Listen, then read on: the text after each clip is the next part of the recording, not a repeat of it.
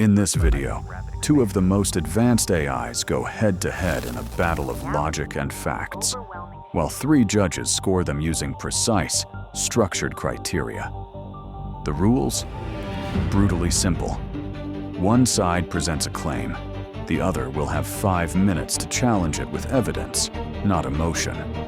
No fluff, no errors, just cold, hard truth. The debate starts now. Chat, you're up first. ICE does not currently provide a net positive for U.S. citizens because systemic mismanagement, accountability failures, and harmful enforcement practices undermine public trust, waste resources, and damage communities more than they enhance safety. While the concerns about ICE's rapid expansion, detention conditions, and recent tragedies like the Renee Good shooting are valid and demand urgent reforms, the argument that it provides no net positive ignores key safety gains for U.S. citizens.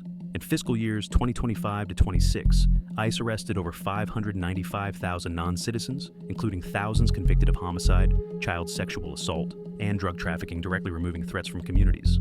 Deportations hit 622,000 since January 2025, curbing transnational crime and fentanyl flows. Yes, 92% of detention growth involves non-criminals, and deaths highlight oversight failures, but these stem from policy execution, not the agency's existence. Polls show mixed trust, yet operations have quadrupled arrests without proportional chaos, proving targeted enforcement works. Economic dips from net migration outflows are short-term. Long-term, secure borders boost stability. Reforms like better training and transparency can fix harms dismissing ICE's role overlooks its protection of citizens from real dangers. You argue that ICE's large arrest and deportation numbers prove clear safety gains for U.S. citizens, but that assumes scale equals effectiveness. In reality, when the overwhelming share of enforcement growth targets non-criminal immigrants, those numbers reflect breadth, not threat reduction, and the result is damaged trust in law enforcement that makes communities less willing to report crime, ultimately weakening public safety for citizens. You also point to the removal of serious offenders as justification for ICE's broader operations. Yet this relies on a narrow set of extreme cases to defend a system that overwhelmingly sweeps up people with no violent record.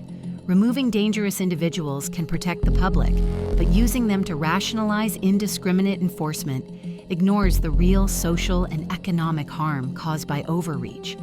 Hey look, I get what you're saying. It's a fair point that just piling up big arrest numbers doesn't automatically mean we're safer if most of those are non-criminals.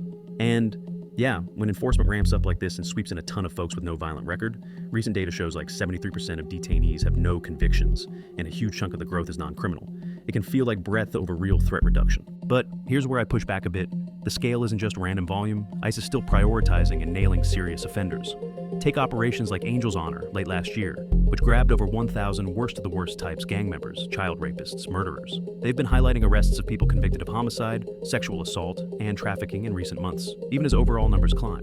Those removals do directly cut threats in communities, and it's not just cherry-picking outliers. It's core to what they say they're doing, even if the broader net catches a lot more. Yes, ICE often highlights arrests of people with violent convictions to claim they're prioritizing serious threats. But those cases are a small subset used to legitimize sweeping enforcement tactics that overwhelmingly impact people with little to no criminal history. When most of the enforcement growth is non-criminal detentions, it suggests the policy isn't genuinely threat-driven, but volume-driven, which doesn't inherently make communities safer. And in practice, high-visibility operations in places like Minneapolis haven't played out as neat. Targeted removals of violent offenders, they've sparked widespread protests, community fear, and clashes with civilians, including multiple shootings by federal agents and fierce backlash from local leaders demanding accountability. So while removing violent criminals can help, the aggregate effect where aggressive ICE actions are paired with fatal encounters and heightened community mistrust undercuts the idea that these enforcement spikes automatically translate into net safety gains for ordinary citizens.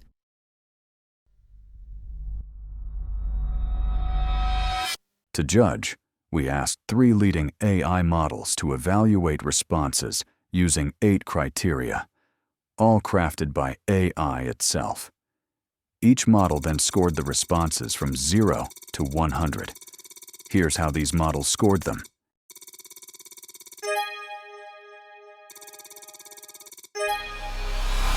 ICE's enforcement of immigration laws ensures fair competition in the job market by preventing illegal labor practices that undercut wages for American workers.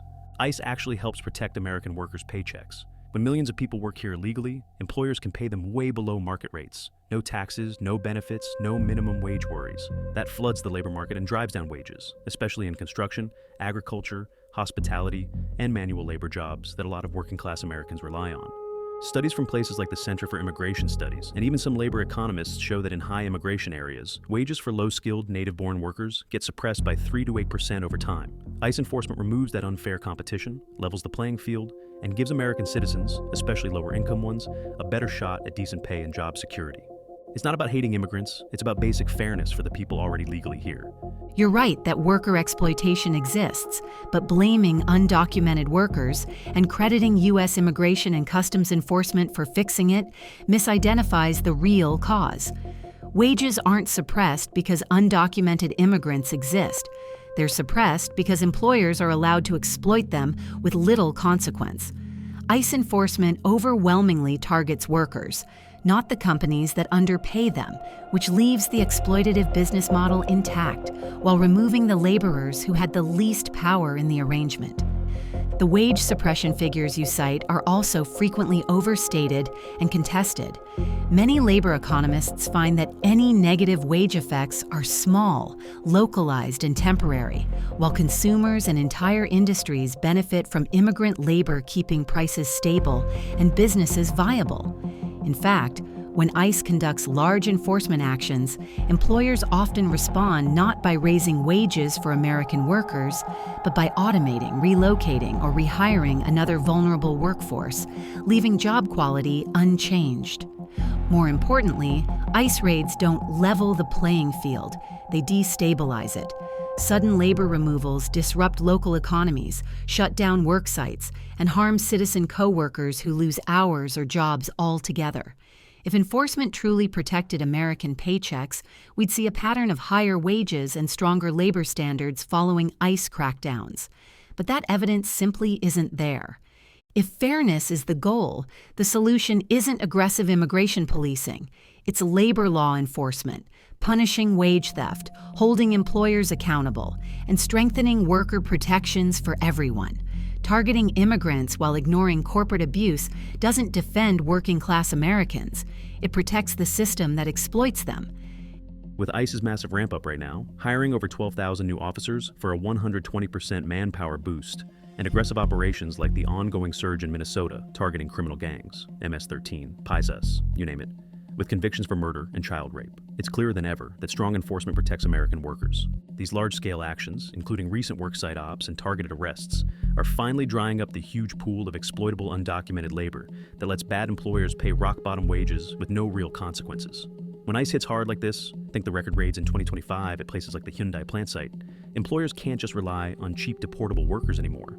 They have to compete for legal hires, often leading to wage bumps of 7 to 10% in affected sectors as they recruit citizens, refugees, or illegal immigrants instead. Ignoring enforcement just keeps the unfair system going, undercutting paychecks for working-class Americans.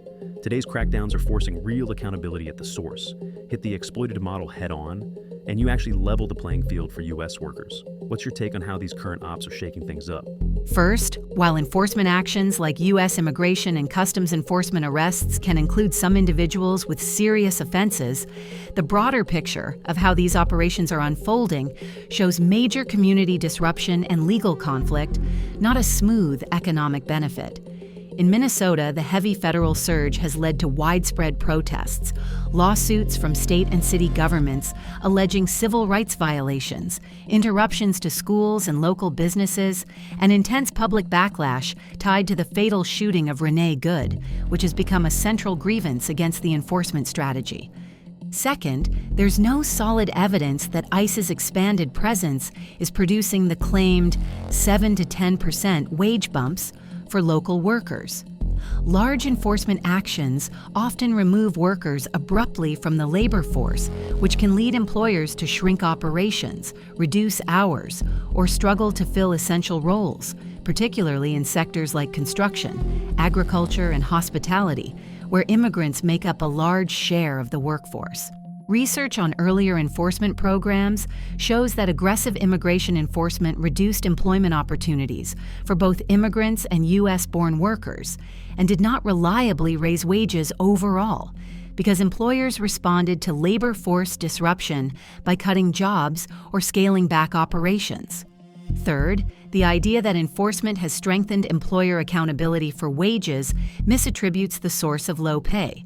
Wage suppression and worker exploitation are rooted in weak enforcement of labor protections, not simply the presence of undocumented workers. When undocumented individuals are deported, but employers aren't held accountable for prior wage theft or labor violations, the underlying incentive for exploitation doesn't disappear. The worker is removed, not the bad business practice.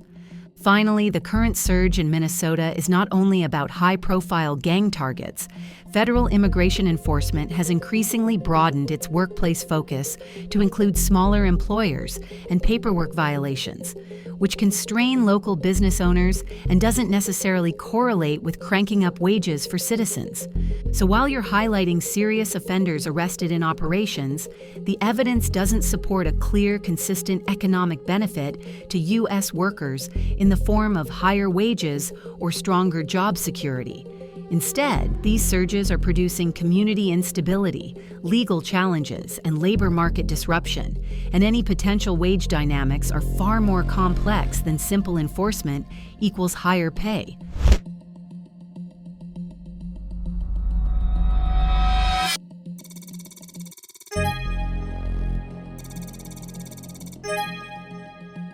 The president did not fully think through the current immigration approach because it prioritizes aggressive enforcement without a cohesive, long-term strategy that aligns border security, humanitarian obligations, labor needs, and accountability, resulting in inconsistent outcomes and sustained public backlash.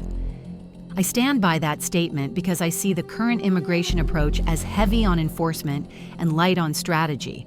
We've ramped up arrests and visibility through U.S. immigration and customs enforcement, but we didn't first fix the systems enforcement depends on, like asylum processing, immigration courts, legal work pathways, or employer accountability. When enforcement runs ahead of infrastructure, it leads to detention surges dominated by non-criminals, inconsistent priorities, and incidents that damage public trust. To me, a properly thought-out approach would align border security with labor needs and humanitarian obligations, so each part reinforces the other. Instead, enforcement is being used as the main lever, while deeper reforms are deferred, creating short-term optics rather than durable solutions. That imbalance is why I believe the policy reflects tactical escalation, not a cohesive long-term plan. I get the concern about enforcement outpacing reforms, but look at what's happening right now under Trump. It's all part of a deliberate, multi-pronged strategy to fix the mess from Biden's open borders. Just this week, on January 16th, ICE announced arrests of the worst criminals nationwide, like pedophiles and violent assailants, with 70% of their takedowns targeting convicted offenders. That's not random. It's prioritizing threats while ramping up manpower by 120% last year to handle surges efficiently. At the same time, reforms are rolling out fast. Asylum processing is being overhauled with new fees and pauses to weed out fraud, reviewing all Biden-era grants to ensure only legit cases stick. Legal pathways, we're shifting to merit-based, like the weighted H-1B system favoring high-skilled workers, and even a gold card for top talent, aligning with U.S. Labor needs without flooding low-wage jobs. Employer accountability is baked in too. ICE's worksite audits and fines are hitting exploitative businesses hard, plus new H-1B fees fund more enforcement. Sure, ops like Metro Surge in Minneapolis grab headlines and disrupt short-term, but they're tactical to deter chaos, not just optics. Long-term, this builds a cohesive system. Secure borders first, then sustainable humanitarian and economic immigration. Without strong ICE leading, reforms flop. Enforcement is the foundation for durable solutions. What's your view on these latest moves? I see the logic you're laying out, but I'm not convinced these moves add up to a genuinely durable system yet. Prioritizing violent offenders is something most people agree on. But when enforcement accelerates faster than transparent legislated reform, it risks blurring the line between targeted public safety action and broad deterrence by disruption. That's where trust erodes, especially when communities see workplace raids or metro surges before clear, predictable legal pathways are fully operational. Merit-based visas and employer accountability can align immigration with labor needs, but they only work if they're insulated from political whiplash and implemented consistently across administrations. Otherwise, businesses, migrants, and even enforcement agencies are stuck recalibrating every few years. Strong enforcement may be necessary, but on its own, it doesn't guarantee legitimacy. Legitimacy comes when rules are stable, humane, and clearly enforced the same way every time. So my view is this: enforcement can be part of the foundation, but without Congress locking in reforms that survive leadership changes, it still looks more like a cycle reset than a system fix. My question to you: how do you ensure this approach becomes institutionally permanent rather than another swing of the pendulum that gets undone the moment political power shifts again? I hear you on needing stability beyond political swings. It's a fair worry after years of whiplash. But Trump's approach is designed for permanence. First, enforcement surges like Operation Metro Surge in Minneapolis, where ICE just arrested over 2,500 criminals since December, including fraudsters in the Feeding Our Future scam, show real results that build public buy-in and make reversal politically toxic. To lock it in, we're codifying via Congress, like the $170 billion OBBBA reconciliation bill last year that funded walls, detention beds, and ICE boosts, turning exec actions into law that survives admins. Merit-based shifts like the weighted H-1B lottery and $1 million gold card for elites tie immigration to economic wins, creating bipartisan stakeholders who won't unwind it. Asylum pauses and vetting overhauls at USCIS are embedding institutional reforms like new fraud units that agencies can't easily ditch.